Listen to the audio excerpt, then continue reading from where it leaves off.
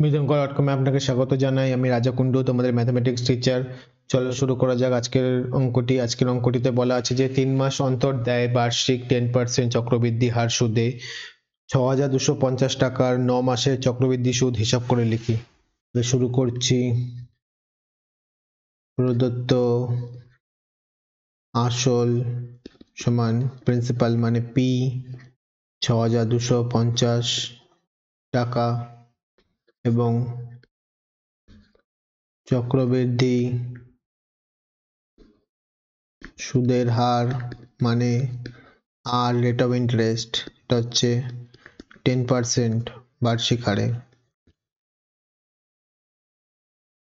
আর সময় হচ্ছে 9 মাস। মাসকে বছরে নিয়ে যেতে গেলে 12 দিয়ে ভাগ করতে হবে, তাহলে 9/12, 3 দিয়ে কাটাকুটি করলে 3 তিরিকে 9, 3 চারে 12 মানে 3/4, মানে 3/4 বছর, 3 4 বছর। সূত্র, আচ্ছা, যেহেতু সুদ 3 মাস, 3 মাস অন্তর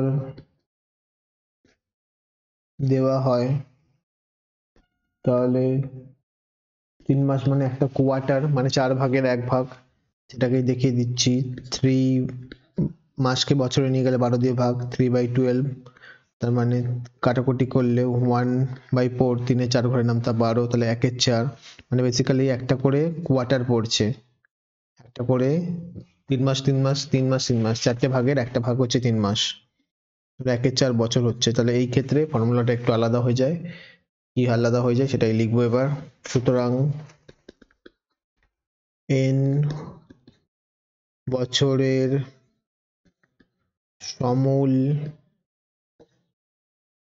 চক্রবৃদ্ধি p bracket open 1 plus r, এখানে r ডিভাইডেড বাই 4, মানে 4 ভাগে ভাগ হচ্ছে যেহেতু বছরটা, তাই এই রেটটাও 4 ভাগে ভাগ হবে, ডিভাইডেড বাই 100। আর এখানে টাইমটা যেহেতু 4 বার হচ্ছে, তাহলে 4 into n, আর p bracket open 1 plus r divided by 4 divided by 100 bracket close whole to the power 4 to the power n, এত টাকা হচ্ছে সমূল চক্রবৃদ্ধি। তাহলে এটাই আমরা 9 মাসের জন্য বের করি। চলো শুরু করছি। 9 মাসের জন্য প্রিন্সিপাল হচ্ছে 6,250 টাকা মানে আসল, 1 প্লাস আর মানে হচ্ছে 10 ডিভাইডেড বাই 4 ভাগ 100, 4 into n মানে হচ্ছে 3/4, তাহলে 6,250, তাহলে 1 ডিভাইডেড বাই 10, 4 into 100 মানে হচ্ছে 400, আর এখানে কাটাকুটি করলে এটা হবে 3, 4 4 কেটে যাবে, 3 থেকে যাবে, তাহলে 6250, 1 প্লাস 1/40, কারণ একটা করে 0 কেটে যাবে, হোল কিউব। ঠিক আছে,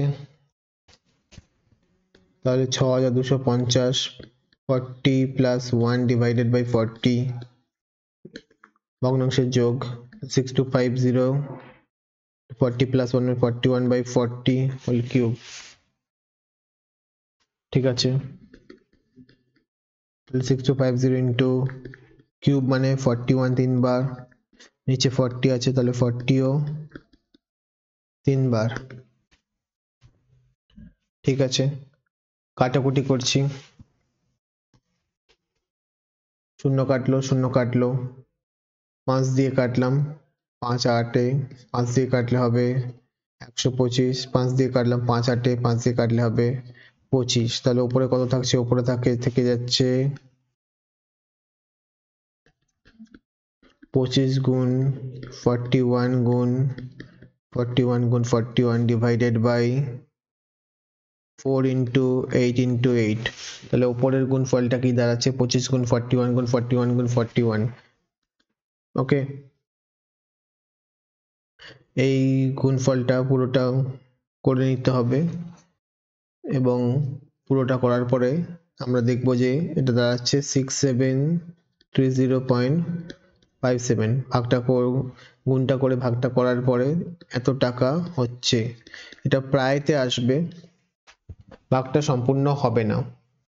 ঠিক আছে, এই ভাগটা করলে প্রায়তে উত্তর আসবে 41 into 41 into 41 multiplied by 25। এই তিনটাকে আগে গুণ করে নিই, 25 দিয়ে গুণ করার পর যে ফলাফলটা আসবে গুণফলটা, সেটাকে 8 into 8 64 into 4 মানে 256 দিয়ে ভাগ করলে আসবে 6730.50। এরপরে আরো চলতে থাকবে, আমরা সেই জন্য চালাইনি, এটাকে 5 7 দুঘর নিয়েছি যেহেতু টাকায় নেব, তাহলে 630 টাকা 57 পয়সা প্রায় নিয়েছি আমরা। এটা বেরিয়ে এলো কি, এটা কি বেরালো এটা একটু লিখে দিচ্ছি। এটা বেরালো হচ্ছে, এটা হলো 9 মাসের সমূল চক্রবৃদ্ধি। 9 মাসের সমূল চক্রবৃদ্ধি কত? 6730.57 টাকা প্রায়। ঠিক আছে, তাহলে 9 মাসের সুদ কি হবে? সুতরাং 9 মাসের চক্রবৃদ্ধি সুদ হবে 9 মাসের সমূল চক্রবৃদ্ধি 6730.57 টাকা বিয়োগ 6250.00 টাকা। দুটোকে বিয়োগ করলে দাঁড়ায় 480.57 টাকা। 5-7 জন্য 5-7, এটাও প্রায় উত্তর কারণ এটি প্রায় আছে। তাহলে 5-7 জন্য 5-7 আর 0 জন্য 0, নিচে 5 আছে উপরে 3 আছে, 5 5 10 3 8, 8 বসলো, এখানে 1 বসলো, তাহলে 2 1 কে 3, 3 আর 7 কে বিয়োগ করলে 4 হয়, তাহলে 480.57 টাকা প্রায়। এটাই হলো আমাদের নির্ণয় উত্তর। তাহলে নির্ণয় উত্তর বেরালো, সমূল চক্রবৃদ্ধি সুদ হলো 480.57 টাকা প্রায়। এটাই ছিল আমাদের নির্ণয় উত্তর। Thank you for watching bidanko.com। অঙ্কের আরো প্রবলেম এবং সলিউশনের জন্য আমাদের ওয়েবসাইট অবশ্যই ব্রাউজ করো। Thank you.